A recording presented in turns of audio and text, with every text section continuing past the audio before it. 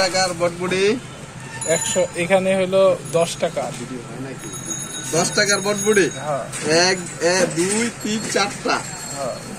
আর এখানে মিষ্টি কুমড়া কয় টাকার ভাইয়া? 20 টাকা। 20 টাকার মিষ্টি কুমড়া। আর এখানে আলু কয় টাকার? 10 টাকা। 10 টাকার দুইটা আলু পাইলাম। চেহারা উঠাম। 10 টাকার দুইটা আলু পাইলাম ভাই, এই যে দেখেন 10 টাকার দুইটা আলু পাইলাম। আর এখানে কয় টাকার ডাল? 20 টাকা। 20 টাকার ডাল পাইলাম ভাই, 20 টাকার ডাল। আর পটল পাইলাম কয়টা? পটল কয় টাকার? পটল 10 টাকা। 10 টাকার ভাই, 4টা পটল পাইলাম, 4টা।